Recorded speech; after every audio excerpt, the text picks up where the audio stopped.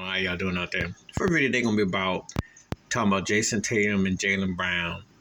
They're not Curry and Klay, so I wish people would stop. This so-called dynamic duo in the Eastern Conference who have been perennial favorites and have been to the Eastern Conference Finals quite a few times. One Finals appearance to show for it, just hasn't panned out.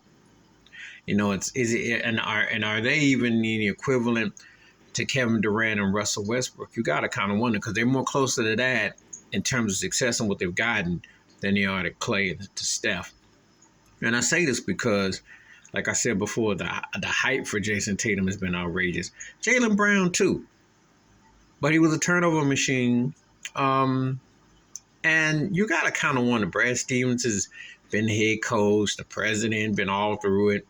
Udoka, now Mazzulla, different coaches, 3 different coaches, Eastern Conference Finals, runner-ups, etc.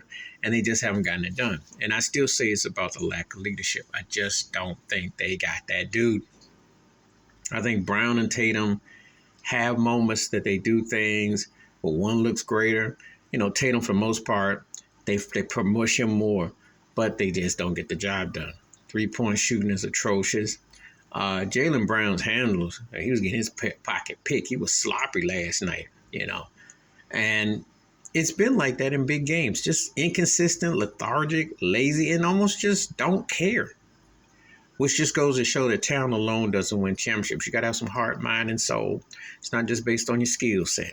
A lot of people think that because if you got the skills, so I've seen a lot of great players with skills that don't measure it up.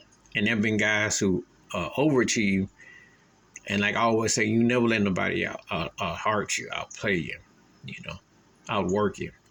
That's what makes teams win. That's the thing with Pat Riley emphasizes. Don't get outworked. You can be, someone can have more talent, someone can have more skill, but don't let them outwork you. And that's what happened with Boston. They take their skills and because their talent gonna win you a lot.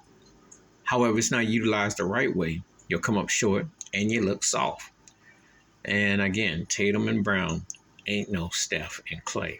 So they're going to probably have to flip that, because that's basically the problem. Because it was a cool, nice story 2018 when they lost to Cleveland in the Eastern Conference Finals. It ain't so cool and nice that you fast forward 6-7 years later, almost a decade into the duo, and they got one finals appearance to show for their so-called dominance.